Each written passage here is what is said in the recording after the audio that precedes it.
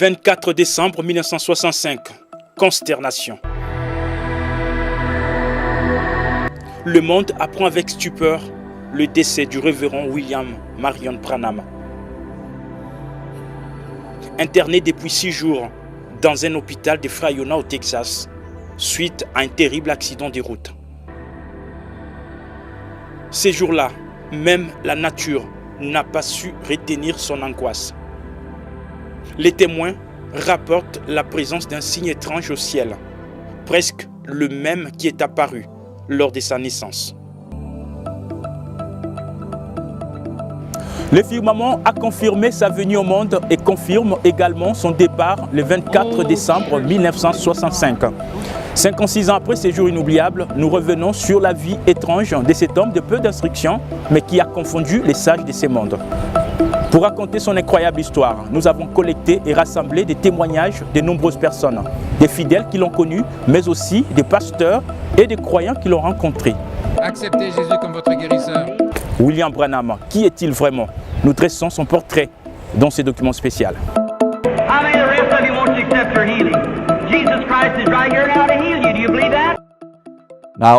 Maintenant, si vous avez déjà entendu parler de cet homme, William Branham,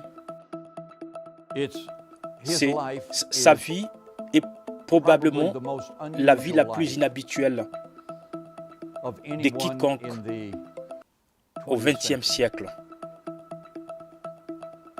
Et l'un des ministères le plus inhabituels qui ait jamais eu lieu. Je dirais, depuis les jours où le Nouveau Testament a été écrit. Avez-vous déjà entendu parler d'un homme du nom de William Branham? Il avait sans le moindre doute, depuis les jours où Jésus a marché dans la chair, le plus grand ministère des miracles que je n'ai jamais lu à propos. Il n'y avait aucune imagination de sa part. Il savait quand est-ce que les gens allaient être guéris. Il ne l'a jamais manqué. Vous ne pouvez pas comparer Branham à un prophète ou à quoi que ce soit. Non, laisse Branham seul. Ça, c'est un niveau qui dépasse tout ce que vous pouvez raconter. Ne mentionnez même pas moi, Angèle et Branham sur la même ligne. C'est un déshonneur pour Dieu. Branham était plus qu'un prophète. Branham est au-delà de tout ce dont vous pouvez raconter. Une femme est tombée morte pendant une réunion des frères Branham. Et l'un des hommes d'Oral Robert, un médecin, était là. L'un des hommes les plus considérés d'Oral Robert. Il est venu là et a dit, frère Branham, elle est morte. Frère Branham a dit, soyez patients, soyez tous calmes. Marie, puis il a soulevé Marie. J'ai vu cela de mes yeux.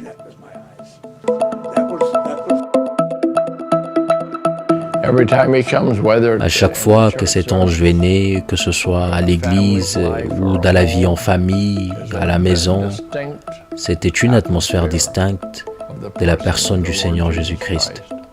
Et à chaque fois qu'il venait, quelque chose de bon s'est passé. Quand je me mettais à jouer pour Frère Branham et que la ligne de prière commençait, je ne peux même pas expliquer comment je me sentais. Il n'y a pas de mots qui me permettent d'expliquer ce que c'était que d'être aussi proche de Frère Branham alors qu'il priait pour les malades. Les gens étaient guéris. Je sais en revanche que je sentais quelque chose qu'il n'y avait pas autour d'autres personnes auprès desquelles j'avais été. La seule chose qui caractérisait ces réunions, très souvent, c'était la puissance de la présence de Dieu. Quand j'ai vu cet homme, j'ai eu la deuxième vision. J'ai vu Jésus dans une personne. J'ai vu Jésus dans une personne. Ces mots du missionnaire évangélique Tommy Osborne pourraient être la réponse à notre question dans ces documentaires. Le mot exact en serait impossible à trouver pour décrire ce que Dieu a fait en ces derniers jours à travers la vie de cet homme du Kentucky. Des mémoires d'hommes, aucun prophète n'a influé sur le monde d'une manière aussi profonde depuis l'époque de Jésus.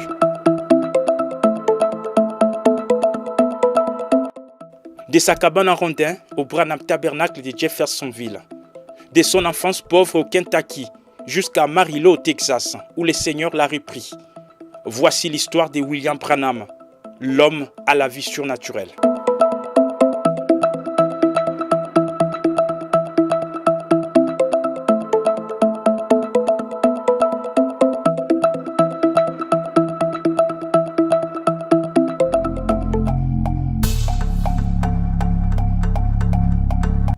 Burkesville, Kentucky, mardi 6 avril 1909.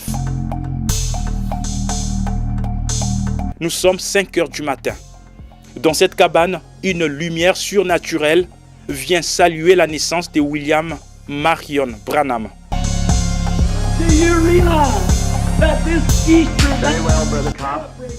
Je suis né dans l'est du Kentucky, dans une cabane en rondin. Mes parents n'étaient pas portés sur la religion et n'allaient pas à l'église. Mais ils ont dit qu'au moment de ma naissance, une lumière est entrée dans la chambre et s'est tenue au-dessus de moi. Cette lumière entrée dans la chambre n'était pas le seul signe aperçu lors de sa naissance. Bien au contraire, il y en avait plusieurs autres qui ont été vus ces jours-là dans le ciel du Kentucky. Ses parents, Charles et Ella Branham, à l'époque très jeunes, sont restés stupéfaits et sans mots.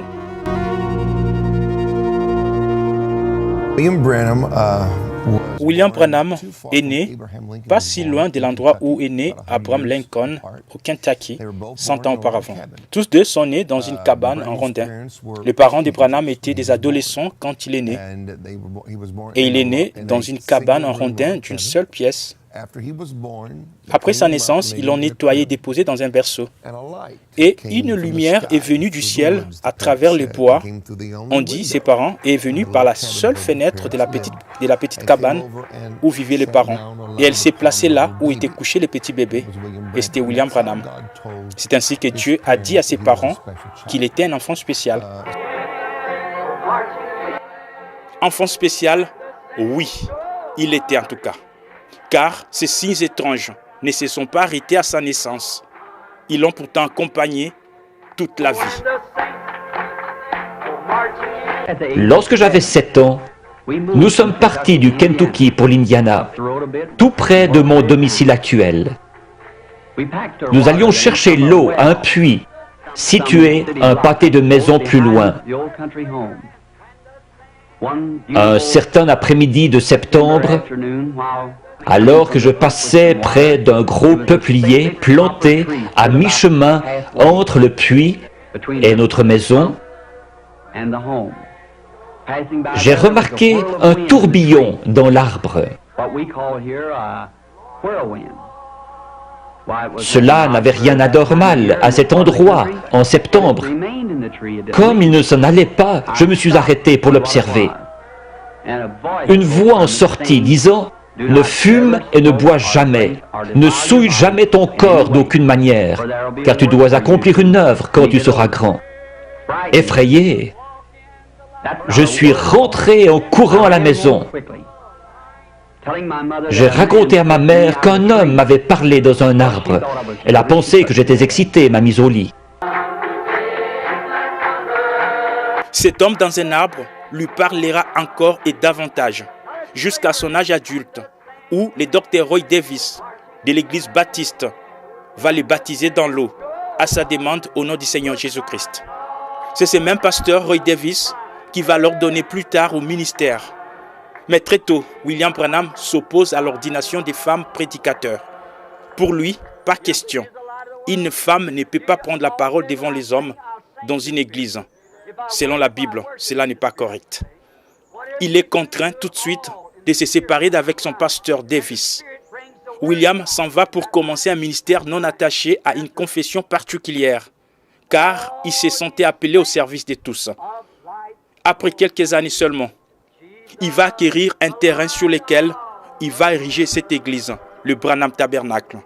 la plus vieille assemblée du message du temps de la fin dans le monde. Et elle existe jusqu'à ces jours à la même adresse.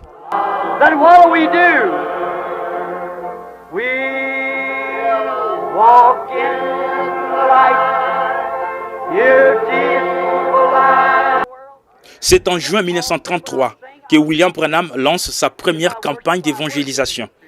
La série des réunions s'achève dimanche 11 juin par un service de baptême devant plus de 3000 personnes, dont cette rivière Ohio.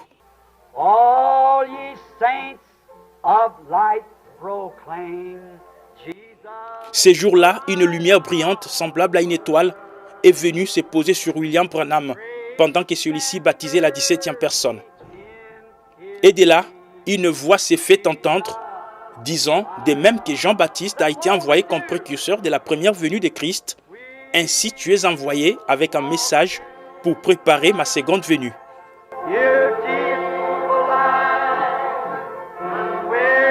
Une lumière ressemblant à une étoile apparut et resta suspendue au-dessus de l'endroit où il baptisait. L'eau se mit tout à coup à bouillonner sur une surface d'environ 4 mètres carrés. Et une voix dit, comme Jean-Baptiste fut envoyé.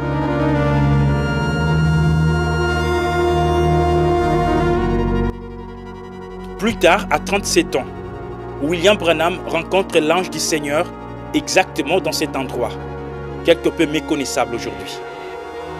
L'endroit est situé au nord de sa maison de Jeffersonville, Indiana. Ceci demeurera l'une des plus glorieuses expériences de son ministère.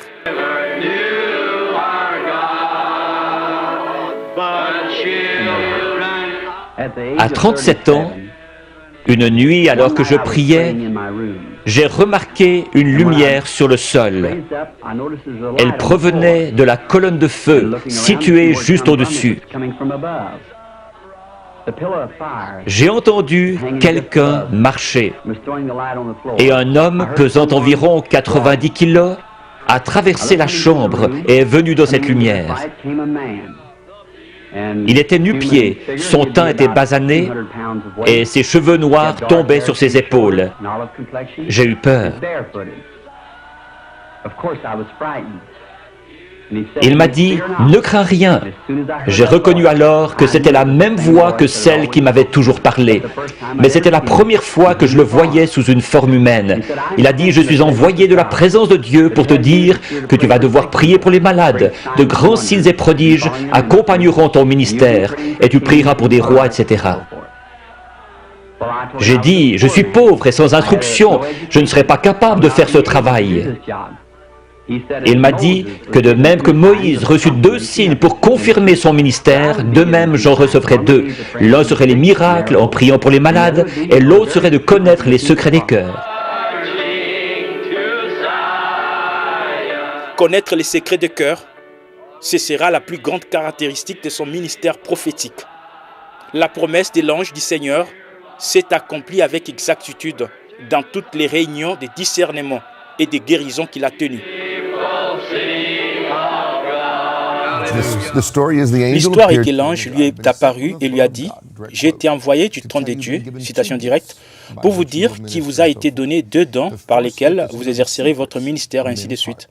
Le premier don est de connaître les secrets du cœur des hommes. Le second est d'être capable de faire des signes et prodiges pour confirmer que ce que vous avez dit est vrai. » Je vois autre chose.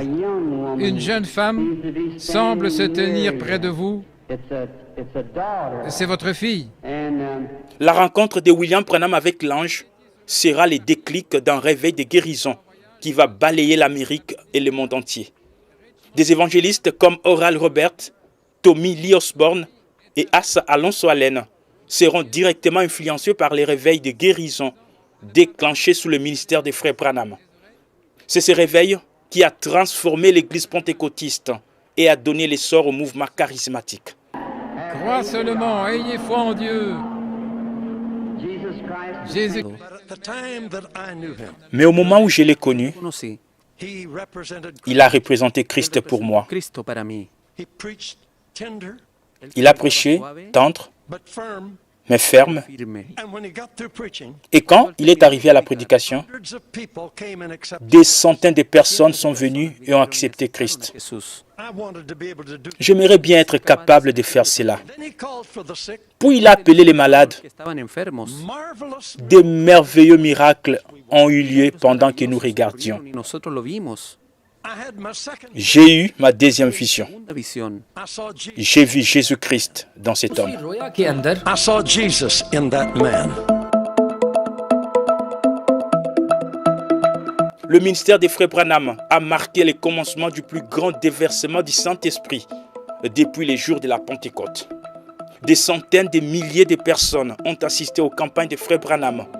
Des milliers ont été guéris au nom du Seigneur Jésus-Christ. Aussi, croyez-vous que je suis son prophète? J'avais été à l'église toute ma vie, mais je savais qu'il y avait quelque chose de différent dans cette réunion. Lorsque cet homme s'est levé et est venu au micro pour donner son sermon, ce n'était pas un sermon dynamique, il s'est juste adressé à la foule. Vous pourriez ressentir une présence spéciale de Dieu comme aucune autre réunion que j'ai jamais participé dans ma vie, jusqu'à ces points précis où je vous parle. Puissant, qui a créé les cieux et la terre, je demande maintenant que toute puissance du démon soit brisée. Dans cette salle, que la puissance de Jésus-Christ soit rendue manifeste. Seigneur, nous ne sommes pas vaincus. Satan, je t'adjure, au nom du Seigneur Jésus-Christ, sors de ces gens.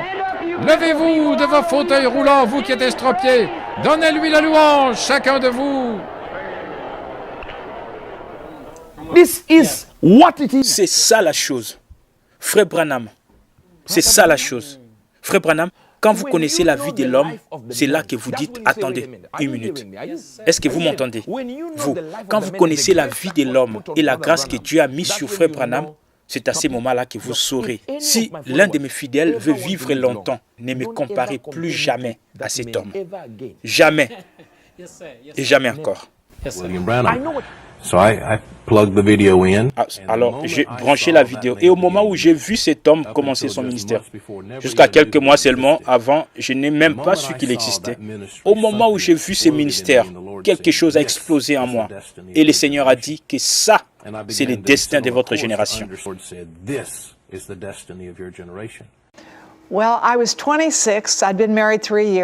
Bien, j'avais 26 ans. J'étais mariée depuis 3 ans. Ils ont dit que je ne pourrais jamais avoir d'enfant parce que j'avais une maladie héréditaire. Il m'a appelé du public. Bien, me voici sur l'estrade face à cet homme. Et j'ai eu l'expérience la plus inhabituelle que je ne sais pas comment décrire. Mais c'était comme une roue dans une roue, plus basse sur le sol, et je pouvais la voir pendant qu'elle tournait. J'aurais aimé pouvoir l'entendre, et cet homme me dit que tu n'es pas de Denver, tu n'es pas d'ici, tu es de Denver, Colorado. Tu viens d'une région boisée et tu ne peux pas avoir un bébé maintenant. Il ne t'avait jamais rencontré. Jamais, jamais. Donc il t'a juste tiré là devant le public. Et il aurait pu être, je vais dire, comment aurait-il pu savoir toutes ces choses?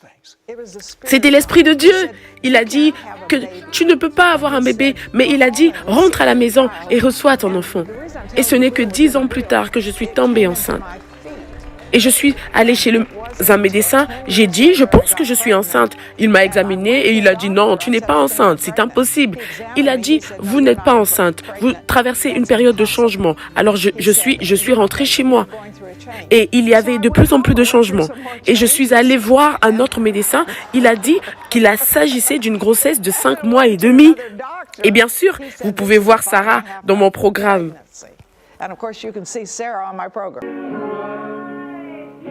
Sarah Boiling, c'est elle, la fille qui est venue au monde après la prière des frères Branham. Elle est aujourd'hui pasteur et enseignante de la Bible comme sa mère. Elle est fondatrice de Saving Moses, une organisation humanitaire mondiale qui sauve des bébés.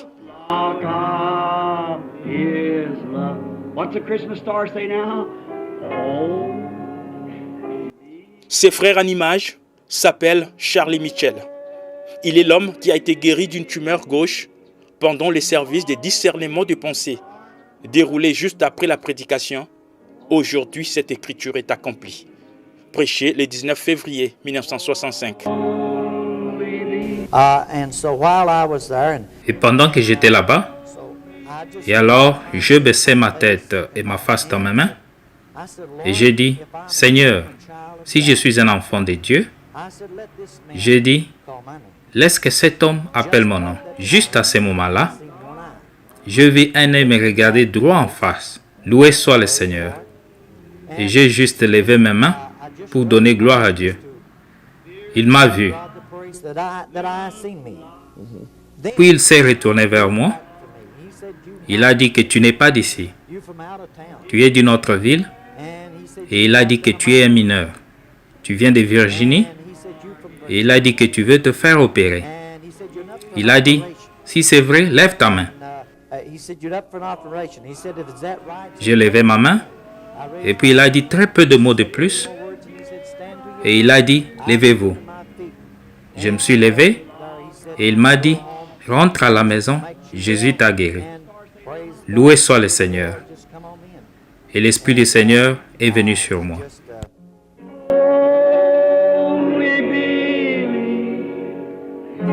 Il y a un homme assis juste ici derrière.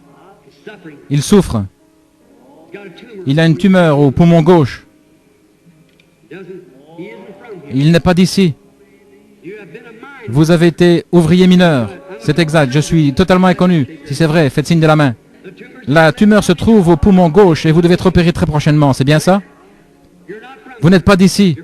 Vous n'êtes pas de cette ville. Vous venez de la Virginie. C'est exact. Croyez-vous que Dieu sait qui vous êtes? Monsieur Mitchell? C'est exact.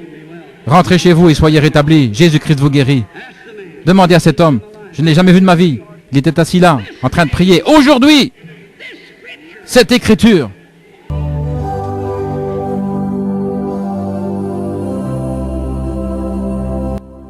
Parmi les miracles qui ont marqué le ministère des frères Branham, on citerait celui de cet homme, William Upshaw, un ancien membre du Congrès américain infirme depuis son enfance.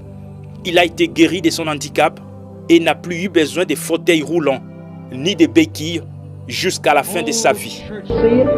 Here he is, the Congressman of the United States of America that was a cripple for 66 years. Let us say, bless the Lord.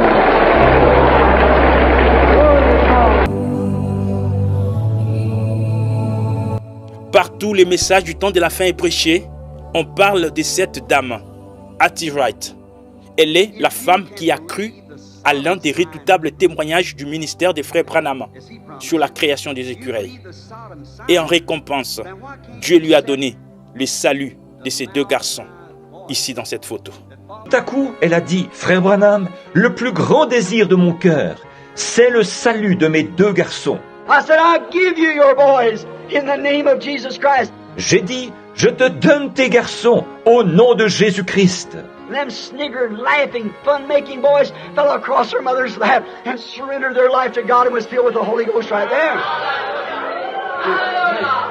Et ces garçons qui ricanaient, riaient et se moquaient, se sont jetés aux genoux de leur mère.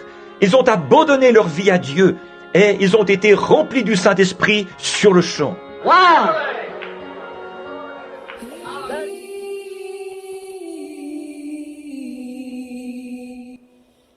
Dans cette vidéo, la sœur Rosella Griffith, son nom revient dans plusieurs prédications des frères Branham. Elle a été guérie de l'alcoolisme après une prière du prophète vers les années 50.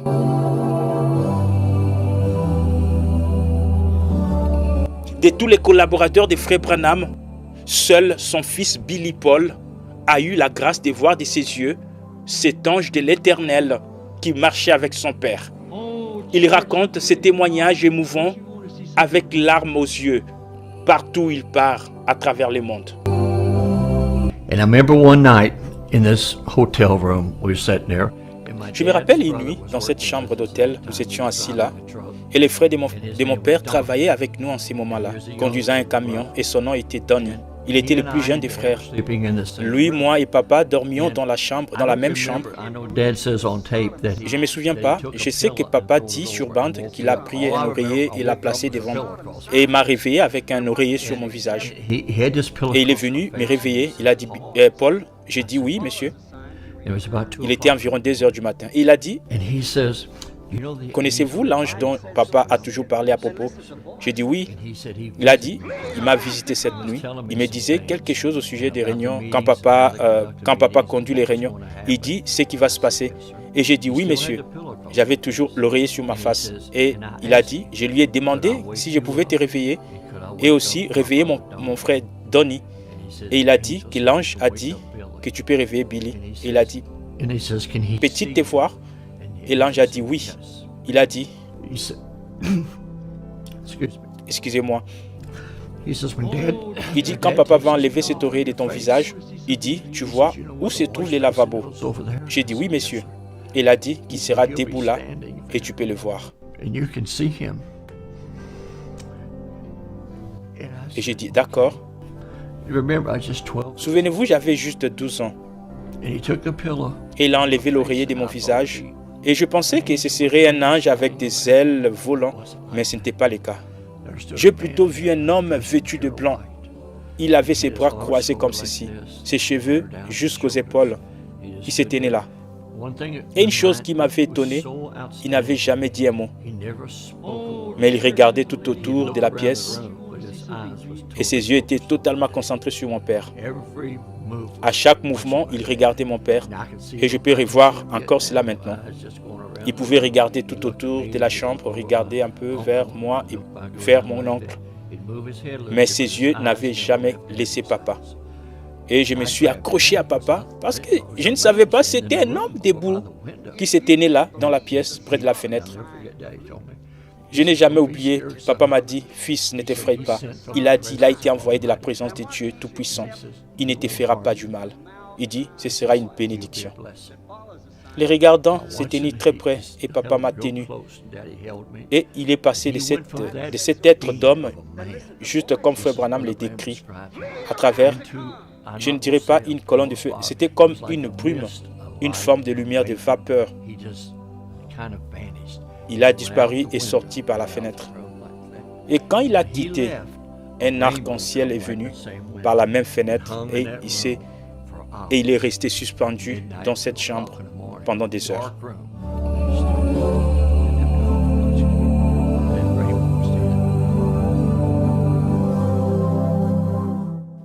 C'est cet ange du Seigneur qui a permis à Frère Branham de connaître les secrets du cœur des gens et de guérir les malades. Il s'est laissé photographier en 1950 au stade Sam Houston, au Texas. Voici la photo. Il est là sous la forme de la colonne de feu au-dessus de la tête de Frère Branham. Elle a été photographiée récemment. Vous avez vu cette photo. C'est la seule qu'on ait jamais prise d'un être surnaturel. C'est le même ange de Dieu que celui qui accompagna les enfants d'Israël depuis l'Égypte.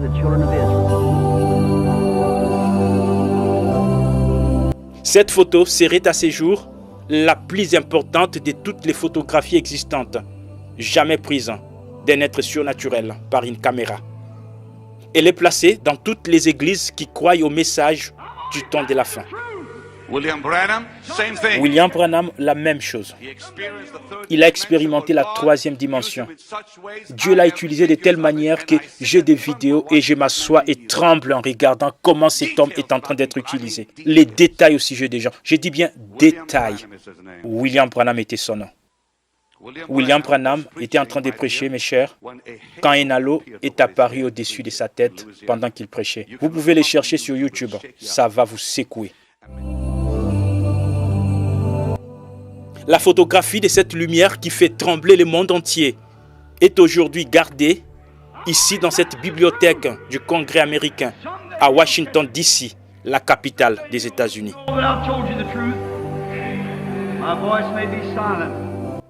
Cette femme est une fidèle croyante depuis son adolescence.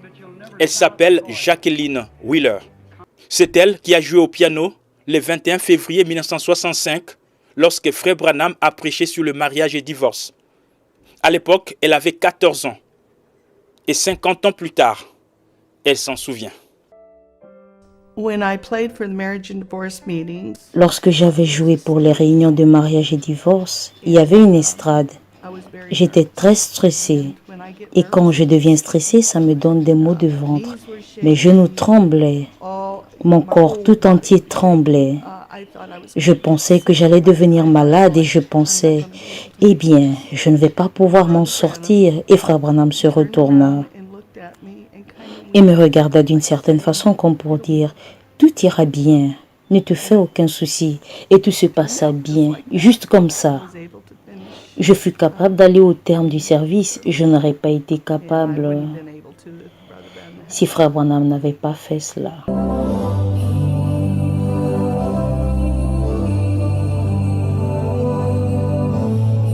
Cette photo est parmi les rares que nous avons de Frère Branham conduisant une bénédiction nuptiale. Ici, c'est Billy et Charol Simpson, ce couple marié à Louisiane le 1er décembre 1963, juste avant que Frère Branham ne prêche sur un absolu. Plusieurs années après leur mariage, les voici encore ensemble. Ils se rappellent de ces jours. Je suis Frère Billy Simpson. Celle-ci, c'est ma femme, Charol.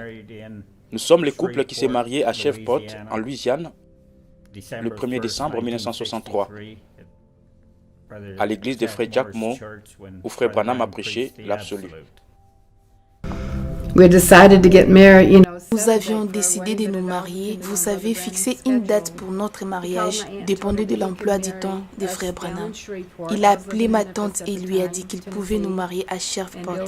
Je vivais à Memphis à l'époque, Tennessee, et Bill vivait à Tucson en Arizona. Et il a dit qu'il pouvait nous marier ce week-end chez Frère Jacques Moore à Shreveport, en Louisiane. So we are happy for them. I see they taking their place after getting married, go right back in the auditorium of the church and sit down and listen to the sermon. We're marching to Zion.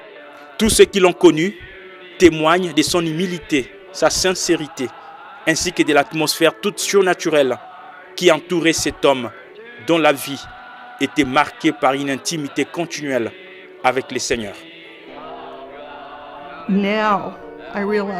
Maintenant, je réalise combien humble était cet homme. Nous avions environ 14 ou 15 ans et Frère Branham demande à des enfants. Il dit, je n'ai pas fait d'études peut-être. Il dit, je suis sûr que vous les filles sauriez comment. Il décrit la taille de cette pyramide dont il était en train de parler. Tellement humble. Je ne l'oublierai jamais. Quand nous avons fini, nous sommes retournés à la voiture, je suis entré dans la voiture et j'ai juste fermé la portière. Et je ne peux pas décrire l'atmosphère. C'était si serein et si merveilleux. L'effet secondaire de l'ensemble, la présence de cette personne. Et Frère Branham a dit qu'à chaque fois qu'il vient, quelque chose de bien arrive. Vous devriez vous sentir comme quelqu'un qui était presque à côté de Dieu. Parce que le ministère de Frère Branham était si unique. Il restait sous l'onction de Dieu jusqu'à ce que cela vous conduise presque dans la présence de Dieu. Avec lui, comme il appelait les gens sur l'estrade, disant leur nom, leurs conditions, le numéro de maison où ils vivaient, la ville, la cité, l'état où ils venaient. C'est juste un ministère que je n'ai jamais vu ou entendu. Un ministère jamais vu ni entendu. Ces témoignages sont les mêmes pour tous ceux qui ont eu le privilège de côtoyer cet homme de William Branham.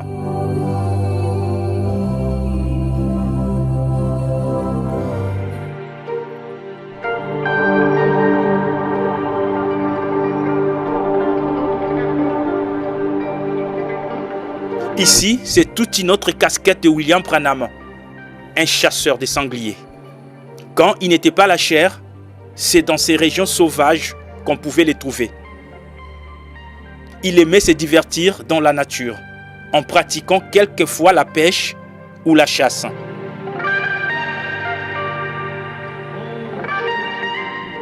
Et tous ces effets de chasse, il les gardait soigneusement ici dans sa maison, qui est devenue à ces jours un musée qui reçoit des visiteurs en provenance de tous les coins de la planète.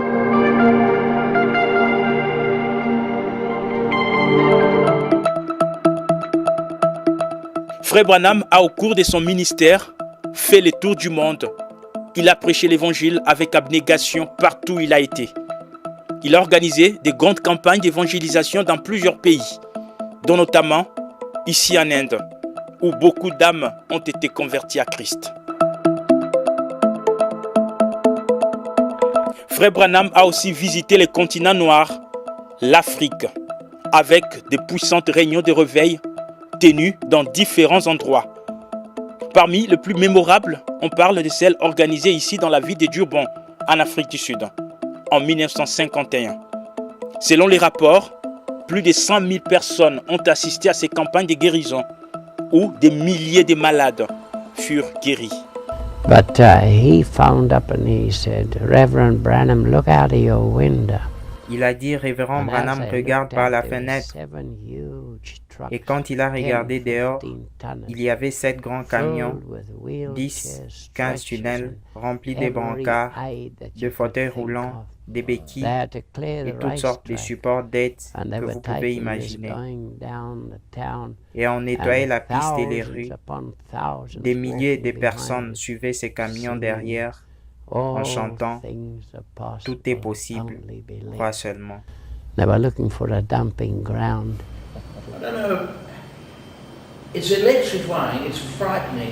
Je ne sais pas, c'était électrisant, c'était effrayant, c'était génial. Les gens dans le public s'évanouissaient, les gens criaient, certains poussaient des cris, certains applaudissaient, beaucoup pleuraient. Certains riaient, c'était comme une maison de fous. Et me voilà, je ne sais rien. Alors les Africains, ils étaient des milliers et ils se sont déchaînés. Ils ont attrapé les palissades, ils ont attrapé des bancs, ils ont juste commencé à balancer leurs bras en l'air. Et ces vents de guérison a touché tout le monde.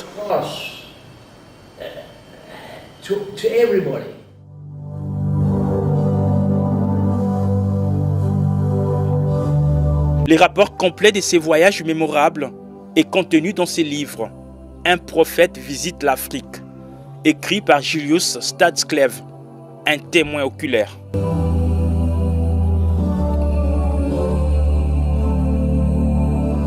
William Branham a, par la grâce divine, révélé de nombreux mystères cachés dans la Bible au cours des âges. Les baptêmes d'eau au nom du Seigneur Jésus-Christ. Les secrets sur le péché originel dans les jardins d'Éden.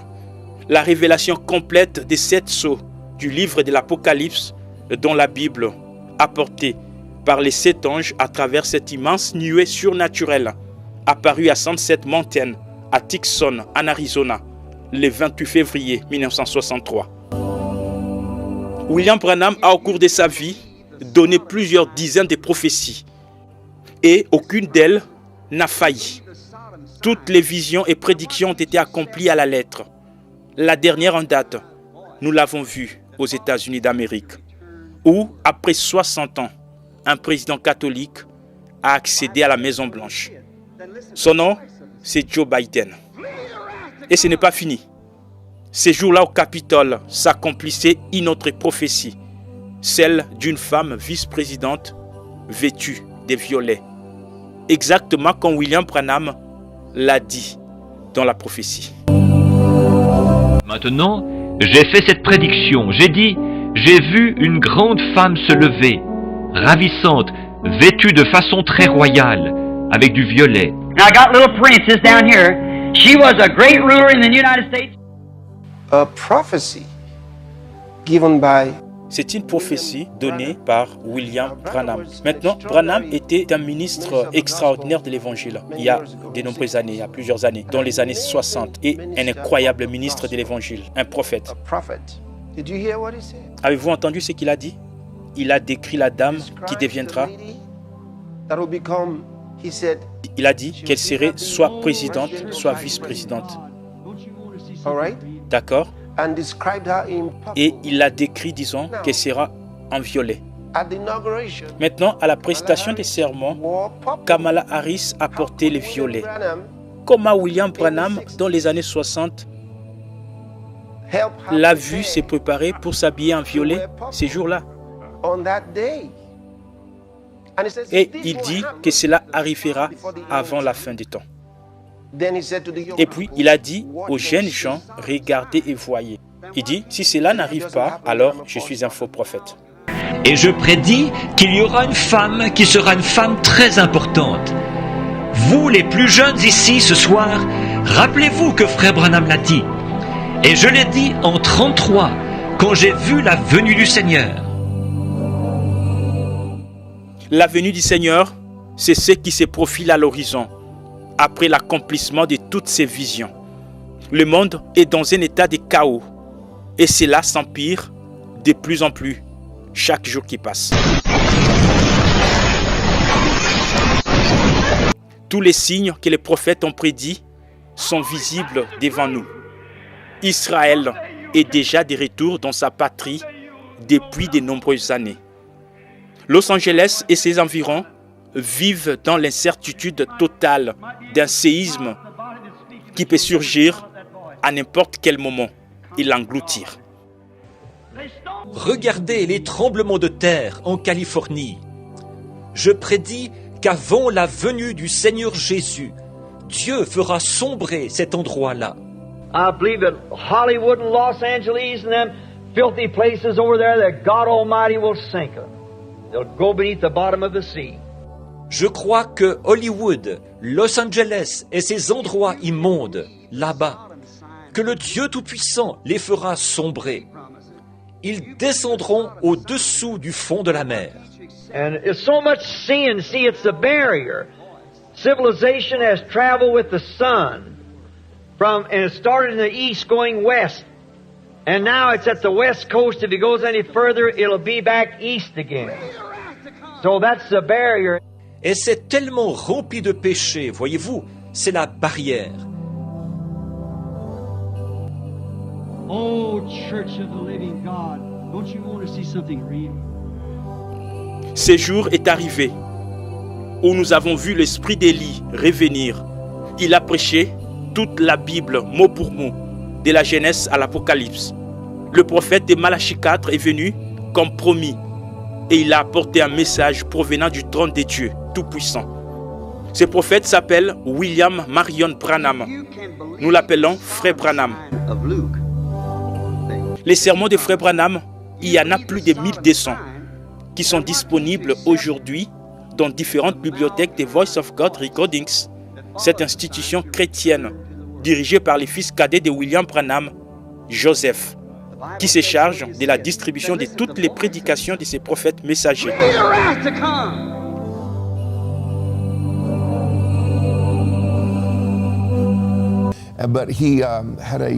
Mais il a eu une fin tragique, une mort tragique. Il a été cogné par un conducteur ivre et alors qu'il rentrait chez lui pendant la Noël. Et lui et sa femme ont été projetés contre le pare-brise. Il y avait eu une collision et sont revenus dans leur siège. Et Frère Branham a eu les os brisés, mais il était encore en vie lorsque son fils est retourné à la voiture. Sa femme était morte selon son fils. Elle ne respirait plus. Et Frère Branham a dit, mets ma main sur ta mère. Il chuchotait. Et comme son fils me l'a dit, il a pris la main de son père et l'a placée sur la jambe ou les genoux de sa mère. Et comme son père a fermé les yeux pour prier, sa mère est revenue à la vie et a commencé à respirer.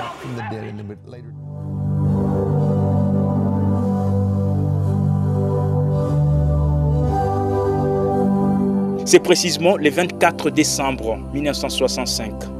À 17h49, que le prophète William Branham a tiré sa référence dans un hôpital d'Amarillo, au Texas.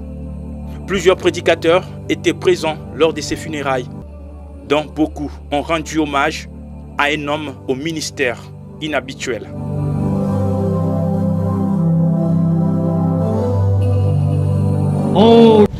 Il a vécu 56 ans d'une vie exceptionnelle sur la terre. Et ce 24 décembre 2021, il totalise 56 ans derrière les rideaux. Son corps fut déposé dans cette tombe à Eastern Cemetery à Jeffersonville, Indiana, où il attend la résurrection des saints avant le retour imminent du Seigneur Jésus-Christ, qui est pour très bientôt.